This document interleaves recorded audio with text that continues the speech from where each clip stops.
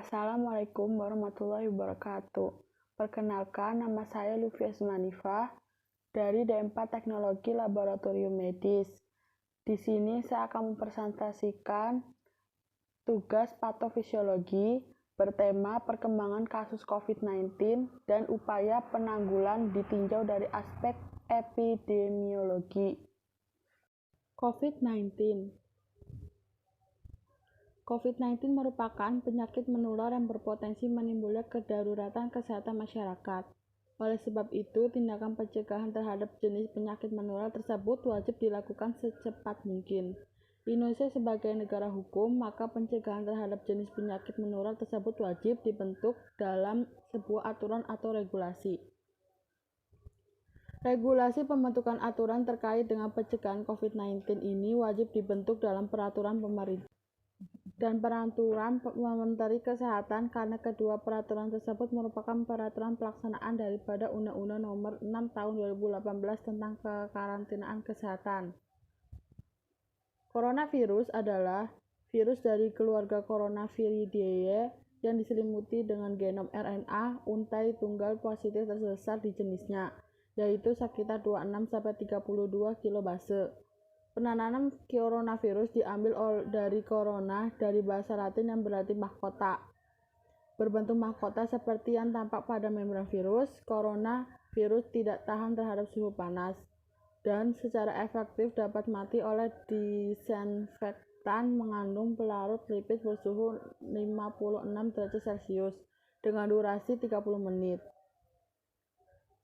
Ini contoh yang mengandung pelarutnya, yaitu ada klorin, alkohol, ether, asam perioksiasetat, formalin, deterjen non-ionik, oxidizing agent, dan kloroform. Patofisiologi virus, yaitu ARDS, adalah suatu bentuk cedera jaringan paru sebagai respon inflamasi terhadap berbagai faktor penyebabnya, dan ditandai dengan adanya inflamasi, peningkatan permeabilitas vaskular, dan penurunan aerasi jaringan paru. Pada ARDS terjadi peningkatan permeabilitas kapiler karena ada kerusakan endotel vaskular dan epitel alveolar yang menyebabkan penumpukan cairan kaya protein dalam alveolus, sehingga terjadi kerusakan alveolar difus dan pelepasan sitokin proinflamasi. Bagian-bagiannya ada 5, yaitu membran protein, RNA, nukleokapsid protein, spike protein, envelope protein. Mekanisme virus, infeksi, dan sepsis adalah penyebab utama dari DIC. Mekanisme yang mendasari terjadinya DIC pada sepsis dan ARDS adalah kompleks.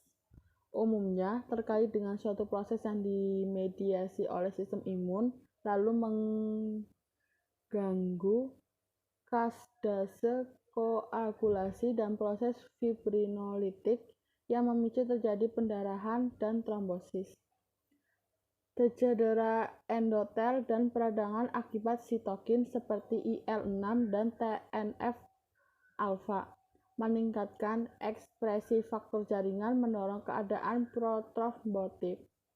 Adanya disregulasi antithrombotin 3, plasminogen aktivator inhibitor tipe 1, dan protein C dalam kondisi inflamasi yang signifikan, dan sepsis mendorong aktivasi kaskade koagulasi.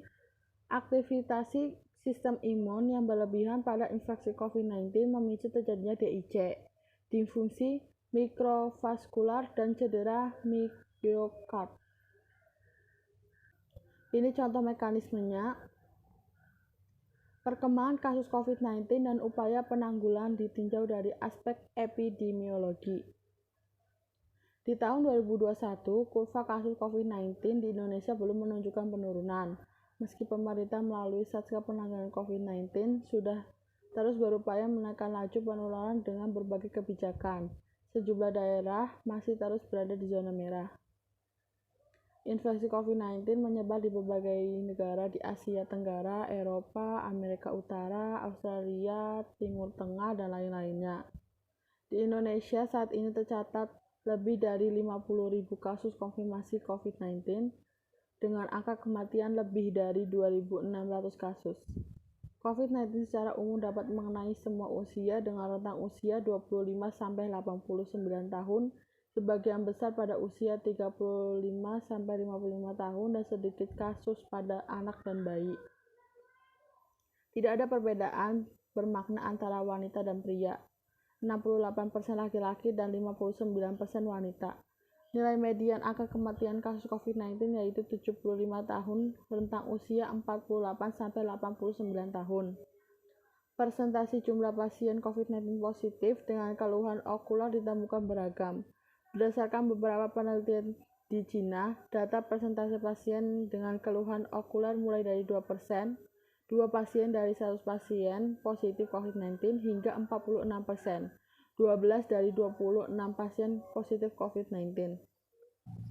Sekian dari presentasi saya. Wassalamualaikum warahmatullahi wabarakatuh.